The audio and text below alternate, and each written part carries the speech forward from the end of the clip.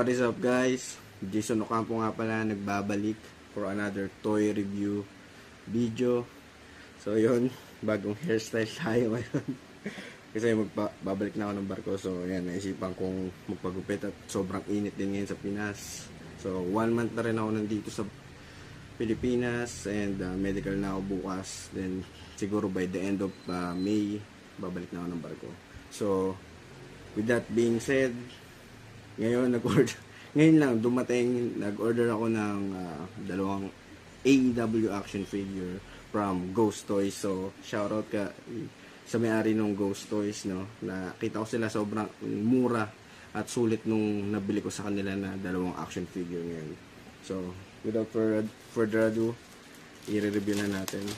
So isa sa mga binili ko sa kanila, no, ay itong Samoa Joe na loose.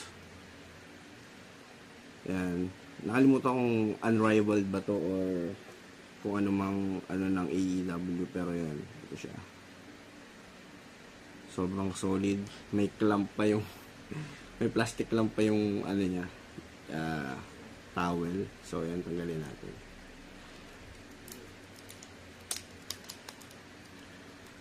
So meron siya kasamang alternate hands nandito. So 4 na pirasong alternate hands. So diyan natin bubuksan yan. Tapos may kasama siyang towel pang entrance.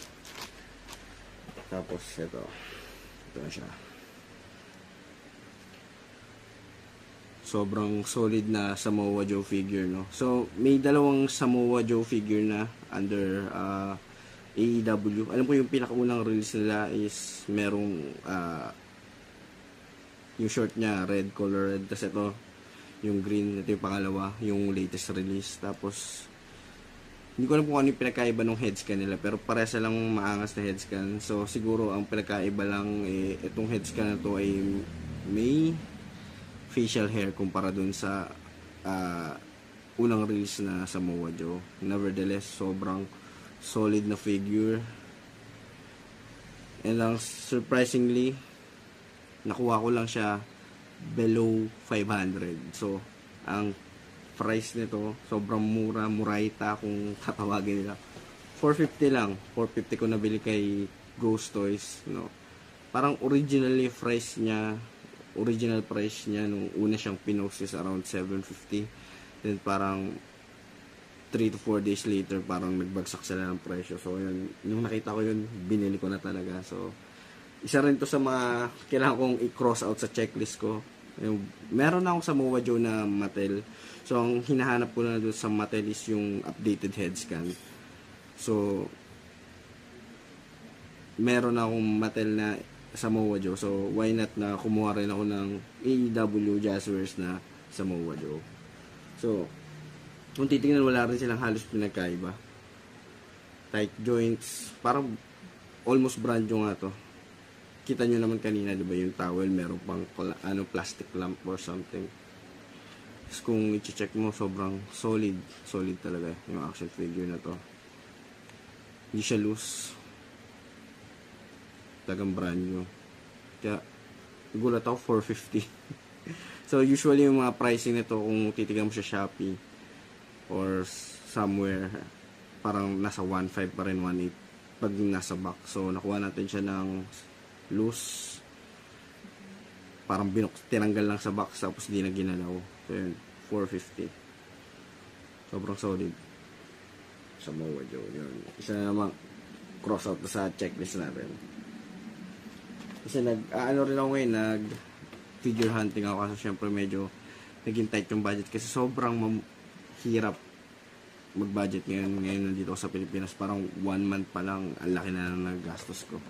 So ayun, medyo nag-lay low ko. So ang ginawa ko kasi may mga pin-reorder ako. So hindi pa nadating. Parang alam mo, nakangati na yung kamay mo. Parang gusto mong bumili ng action figure pag gano'ng katagal. So ang in-order ko na hindi pa dumadating is 2 figure. Isang Legend Kurt Angle, yung ano na siya, Peak Angle, no? Tapos yung CM Punk na Ultimate Edition. So yun, may dalawa lang ako na order, no. kay Ghost Toys. Tapos ito, isa sa mga nasa listahan ko talaga na gusto kong bilhin. Naghanap din ako nung nasa US ako nito. So wala akong nakita. So ito yung pangumpleto ko sa ano sa House of Black. Kasi meron akong Buddy Murphy o Buddy Matthews na AEW din. Meron akong Mattel na malaki black o Aleister Black. So ito na lang yung kulang niya. And luckily nakakita tayo nito. Boom!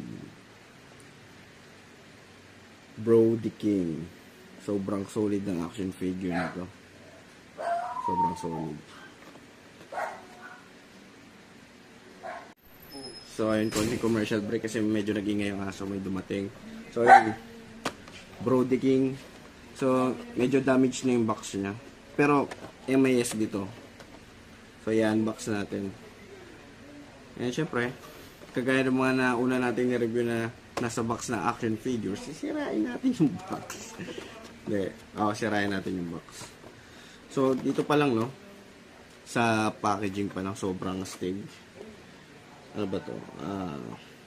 Unrivaled na action figure. Ganda. Ang nagustuhan ko kasi dito kay Brody King, no, sobrang sa action figure wise yung mga tattoo talaga sobrang solid ng itsura. Astig talaga. Kaya talagang nasa ano ko to yung checklist ko eh. Kasi ano to parang ewan ko ba't hindi pa nagkakaroon ng ano to eh. Nagka-title run na to sa AEW. Sobrang solid ng ano nito eh. Wrestling work niya eh. Siyempre wala na ngayon si Aleister. Diba? So yun, unbox na natin. So yun, nung una ko nakita to, it's worth 950 so below 1,000 no? Nakakagulat. Tapos parang yun nga, kagaya nung nangyari sa Samoa Joe, nagbagsak presyo sila around 3 to 4 days later. So yun, nag-ano siya, 100 pesos less. So syempre, 850. Sobrang mura na yun kasi knowing na itong character na to, di ba?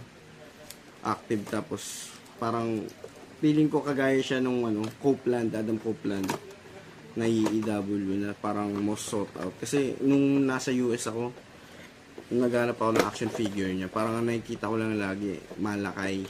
Yung pa siya nakakurbata. So yun, pahirapan din maghanap sa US ng ganito. Kaya nung nakita ko to, sabi ko bibili ko na talaga. So, bahala ng magutom. Bahala ng magutom.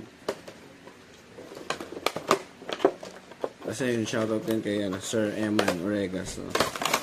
Parang kaibigan niya yata may-ari nito. So sinabihan niya lang. I-inform niya lang ako na niya. Bigyan daw ang big discount. Wow. Kaya tagalin natin sa sana.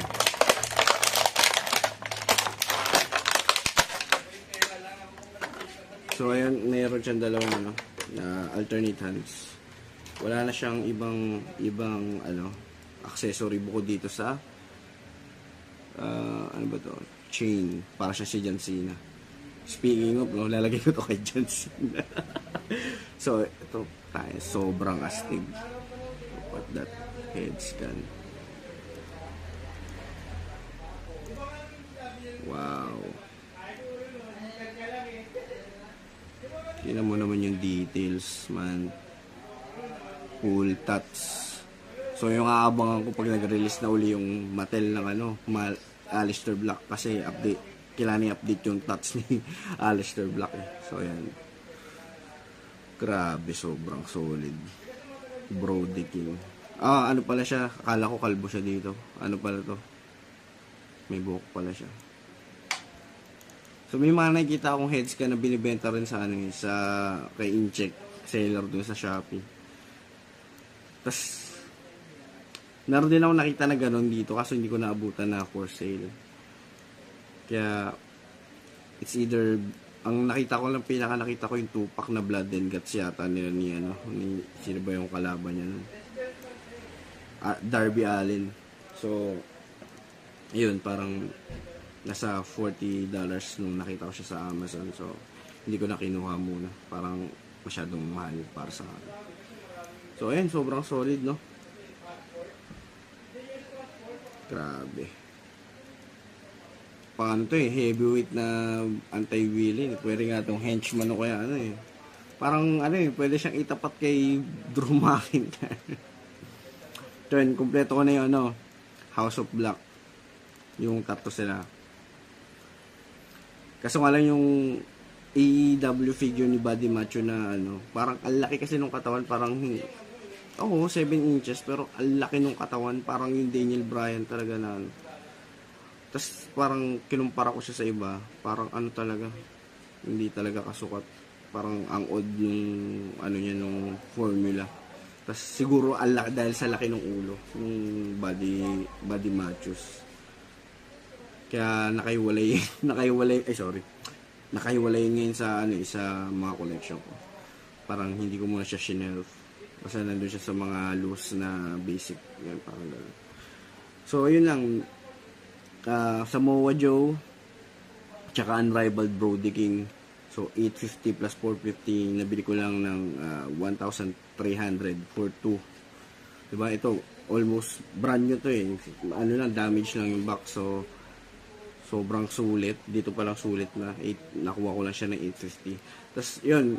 Dun sa Ghost Toys, ang dami rin nila binibenta. Meron ako nakita dun na bagsak presyo na Supreme Kenny Omega worth 2,000 pesos. Kung may budget kayo, bilhin nyo na. Tapos, nag-post din sila ng mga UE na mura, bagsak presyo. Para may nakita ko dun na Vader tsaka Gunter na gusto ko sanang bilhin kasi wala na akong budget. 2,250 each, di ba? From 2,500 to 2,700, naging 2,250 each. Tapos yung Vader, around 3,000 pa yun eh. 3,000 ang presyo, tapos bagsak presyo na 2,250 din. May nakita pa ako doon na Hogan na below 2,000, around 1,900. No? So, kung may budget kayo, may ispatan nyo yung Ghost Toys, no? Sobrang sulit yung mga paninda nila. Tapos, syempre, suporta din sa wrestling community sa mga nagbebenta. Syempre, si mga pioneer natin dyan, mga Figurenatics, Wrestling Boy, sino ba, Wrestling Fridge, tapos mga Shopee sellers, di ba? Marami pa mga seller ngayon. Medyo nagbo-boom talaga yung pagbebenta ngayon ng action figures. Kaya makakaspat tayo syempre ng mga sulit at murayta na action figure dito sa wrestling community. So, yun lang. Thank you for watching. Ciao. Hey. Let it hang.